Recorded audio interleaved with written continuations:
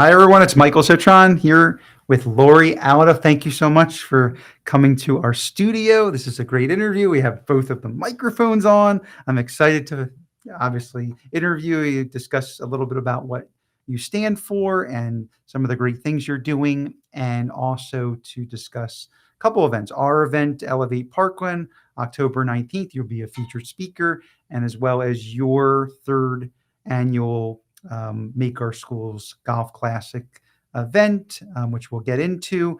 But first off, wanted to first have you introduce yourself. People who don't know you, tell us a little about yourself and what you do.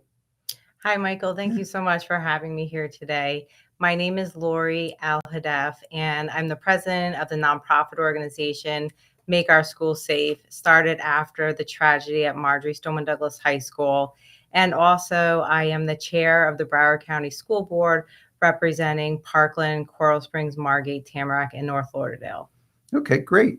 How long have you been a Parkland resident, and what brought you to Parkland? So I lived here for 9 years, and my husband and I decided to move to South Florida. He got a job here, and we were searching for the number one A-rated schools in South Florida, and it was between Weston and Parkland. And then we fell in love with a house that we could build in Watercrest and Parkland, and so we decided to move here to Parkland. That's great. We love Watercrest. My sister-in-law and brother live there, and it's a great community. So, important question. We look at you as a leader in the community, and I always like to ask leaders, what defines what a leader is? So I think it's really important as a leader to listen to what your constituents want. And then as a leader, it's my job to make that happen up on the dais. It's my job to be their voice. Okay. Everybody sees you in town, and I always say this, when I see you, I see that you're always looking out for our city. I feel like you're a main leader of Parkland. I think leadership, I definitely think of you, Lori. So what made you start Make Our Schools Safe, and when did it get started? How did you think of putting it all together? And where has it come to today? So my daughter was Alyssa, who was murdered at Marjory Stoneman Douglas High School on February 14th, 2018, 5.5 years ago today. And my husband and I, we turned our pain and grief into action, and we started the nonprofit organization, Make Our Schools Safe. And our goal is, one, passing Alyssa's Law nationwide, panic buttons in schools, as a standard level of school safety protection in every school across the country. And then secondly, having Make Our Schools Safe clubs where students help to create a culture of safety within their school. Yeah, it's great things you're doing. How many of the states so far have instituted that law? I know there's, here and other states up north.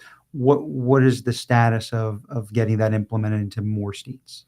So we've passed Alyssa's Law now in 6 states: Florida, New York, Tennessee, Texas, Oregon, and then also did I say New York? Yeah. I said New York. Wait, I'm missing something. Tennessee. But we've also have legislation now currently in Michigan. Okay. So you're getting it there. How long do you think it would take to get it in most states around the country? So we have a federal bill called Alyssa's Act, which I would love to pass at the federal level, because then it would require panic buttons in every school as a standard level of school safety protection across the country. But as we try to pass that federally, we're still working state by state. And, it's my mission and what I do for not only to protect our schools and our children, but also to keep Alyssa's memory alive. Of course. So next question could follow that. What inspired you to become a school board commissioner? So after the tragedy happened, we all wanted to do something. And I knew that in order for me to make a direct impact and make a change, that I needed to have a seat at the table. So I decided to run for the school board. Honestly, I really didn't know much about the school board at the time. I was a school teacher, so had the education background. Actually, have a master's in Wow. education, but now this is my 5th year on the school board. I won my 2nd election, Of course. so I'll be on the school board for another 4 years. And currently, I am the chair of the school board. Wow. I didn't know you had a master's. I was a teacher before I got in real Mhm. estate, and I have a master's in education. So that's cool. We share that. Um, what were your expectations? I mean, obviously, your intention of running, obviously, after the shooting, the tragedy. What were your expectations before becoming commissioner? What was it that you wanted to implement, and what did you see that you could make a change, and what has transpired over the course of you being on the school board and starting the charity has transpired then to now? So before the tragedy, I was a stay-at-home mom. I was the mom, the Uber driver, driving my 3 kids to their soccer practices. After I got my kids off the school, I was on a tennis team. And so I go and play tennis and then come home, make dinner for my family, clean the house, like kind of typical stay at Yeah, home mom. So I was just very in my little bubble. sure. And after the tragedy happened and I got on the school board, everything changed. I Now it's much different, and especially not having Alyssa here, it's very difficult. But I know that I work so hard every single day, going to my schools, making sure that we are holding people accountable to make sure that our schools are safe and that all the different school safety measures that we implement as a school board are implemented in our schools. Yeah, absolutely. Um, what do you think has changed in school safety, both locally and nationally, since you've been, on the board and started this push for change? So in 2018, the families helped to get the Marjorie Stoneman Douglas Act passed, which was a crucial piece of legislation that I feel is a leader for the whole country in what school safety should look like. We are required by law to have a SRO, school resource officer, in every school, or guardian, good guy with a gun, that their job is to go in, engage, and take down the threat. Sure. There's also many significant layers of safety protection, like behavioral threat assessments. So if child makes a threat to a school, there's a team that comes together made up of law enforcement, Mhm. school counselor, teacher, principal, and they go through a list of questions and they try to determine what level of threat that child is having, and then develop a safety plan to make sure that that child gets the resources to help them to meet their needs and stop any acts of violence. Great. And then you mentioned earlier about the different clubs that through the charity where kids can put this. And I assume they can do this at all schools, right? The Moss. Right. So the Moss clubs are in our high schools, and we feel that the students really come together and that they elude that culture of safety within their school. So if they see something, say something, Sure. and they know how to report that. They know how to get help. A lot of our students are struggling. They have a lot of mental health issues, but they need to know where they can get help. And through the Make Our School Safe clubs, the students are a unit and that they can develop the safety of what that looks like at their school. Like, for example, anti-bullying campaign, and they're going to create different signs. We've had Make Our School Safe clubs where they've raised money to put a Stop the Bleed kit in every one of their classrooms. They've done Stop the Bleed and first aid training. So there's so much that the clubs can do, and so much, we want to empower our students. And I say that your voice is your power. And so we want to encourage them to also have different speakers come in and speak to them and help mentor them and ultimately keep their school safe. Yeah, it seems like amazing things you're doing, both with the charity and being on the board and making change happen. Um, so obviously, we're having our event. We're excited that you're here. Excited that you're going to be speaking at it. We have other great speakers. I call them leaders of our community, and you're one of them at our Elevate Parkland event on October 19th.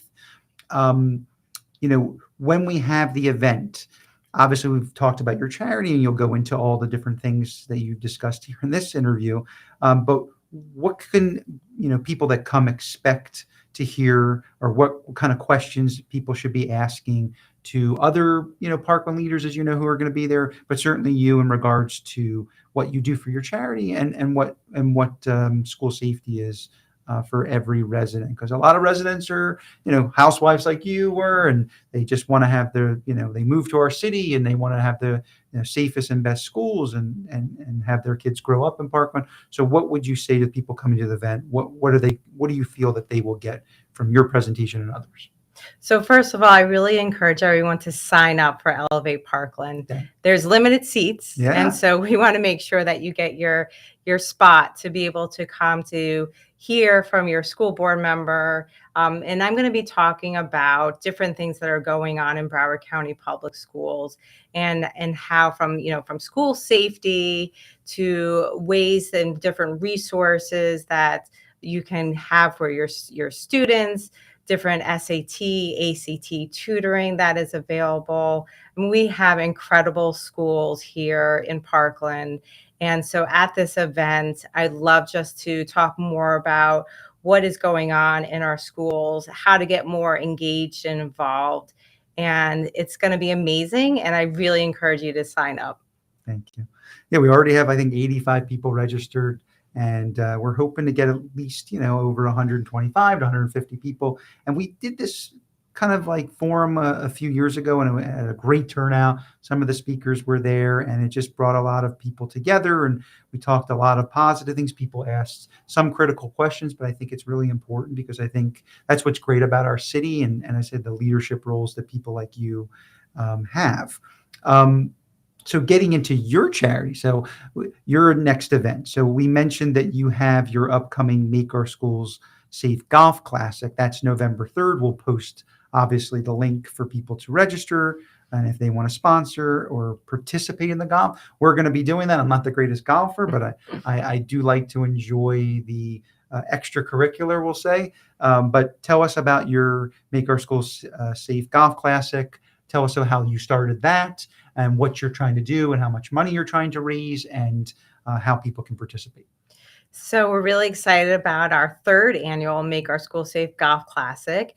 It is going to be at the Coral Springs Country Club on November 3rd. We encourage everybody to sign up or come in, be a sponsor, like a whole sponsor, and you can interact with our 144 golfers that will be at the event. And we're raising money to help a school safety project at JP Taravella High School.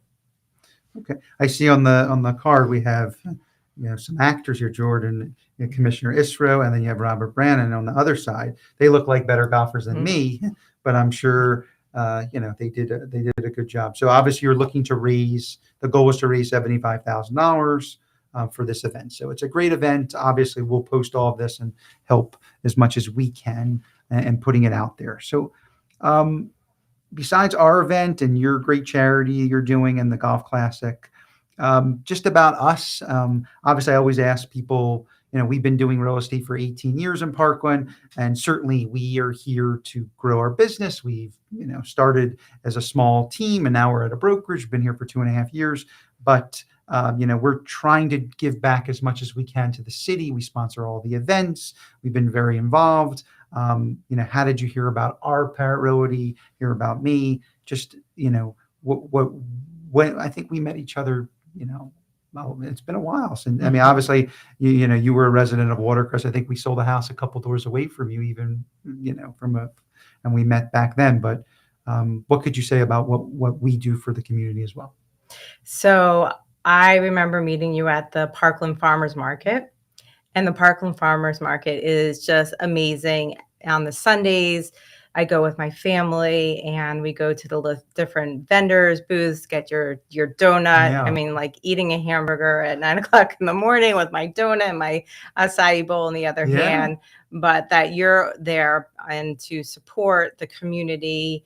And I think that's amazing, because the Parkland Farmers Market is such a It makes me just gives that me that warm feeling as a resident, and just something that my family is used to going to, and the memories and raising my children here in Parkland.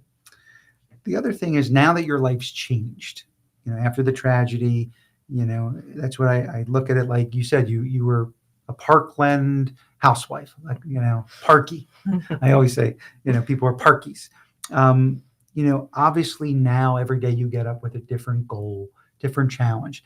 Tell us, maybe when you wake up in the morning, I always say I get up early in the morning, I go work out, I have this plan, I'm very motivated, I keep a new routine. What is your new routine? And how does that, affect your day to day? Because you are radically changed from where you were as just a parking. So my one son now is at Florida State University. He's a freshman there. But my other son is a junior here at Marjorie Stoneman Okay. Douglas High School. So it's very important for me to still be mom and, make breakfast and lunch and get him off to school. But I have my routine as far as, visiting my schools or whatever I'm doing for Make Our School Safe or interviews for the day. And, just trying to make an impact and difference every single day. It's very important for the mission, and it's very important for people to hear my story so that school safety continues to be at the forefront and how we need to continue to protect our children in our schools.